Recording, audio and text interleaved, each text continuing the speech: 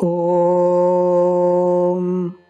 स्वामिनारायणः साक्षादक्षरपुरुषोत्तमः सर्वेभ्यः परमां शान्तिम् आनन्दं सुखमर्पयेत्। वसुदेवसुतं देवं कंसचाणूरमर्दनं देवकी परमानन्दं कृष्णं वन्दे जगद्गुरुम्।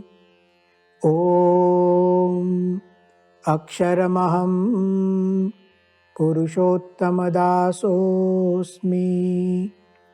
ॐ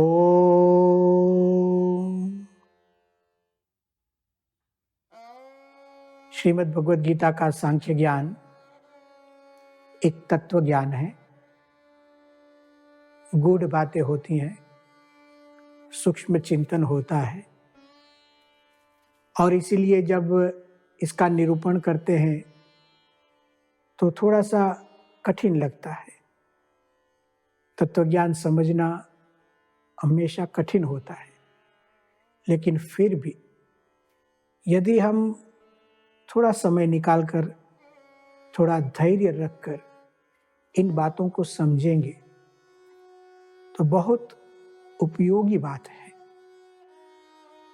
बहुत उपयोगी सिद्धांत है, मूलभूत सिद्धांत है।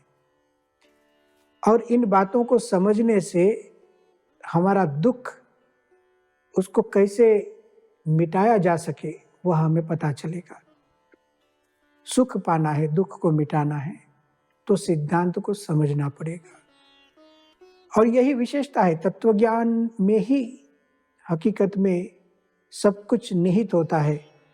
कोई व्यक्ति तत्वज्ञान को समझ लेता है, इसी जीवन में उसको आनंद और सुख की अनुभूति होती है, मुक्ति की अनुभूति होती है।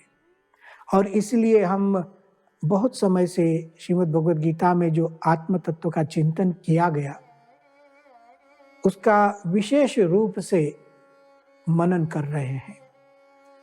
आज भी थोड़ी बातें करनी है। श्रीमद् भगवद गीता ने कहा आत्मा के बारे में, नैनम छिन्दन्ति शस्त्राणि नैनम दहति पावकः न चैनम क्लेदयन्त्यापो न शोषयति मारुतः। यह आत्म तत्व जो है पंचभूत से भिन्न है, माया से भिन्न है, जड़ पदार्थों से भिन्न है, इस शरीर से भी भिन्न है, मन से भी भिन्न है, बुद्धि से भी भिन्न है। दूसरे शब्दों में हम कहें, तीन शरीर से भिन्न आत्मा, स्थूल शरीर से भी भिन्न, सूक्ष्म शरीर से भी भिन्न, कारण शरीर से भी भिन्न। इसी के साथ साथ तीन अवस्थाएं हैं हमारी, जागृत अवस्था, स्वप्नावस्था और सुषुप्ति अवस्था। ये तीन अवस्थाएं भी आत्मा की नहीं, आत्मा तो उससे भी, तीन अवस्था से भी भिन्न है। हाँ, जागृत अवस्था में इंद्रियों से विषयों का उपभोग करता है। हम जब जागते हैं तो क्या, जागना का मतलब क्या है, जागृत अवस्था है क्या?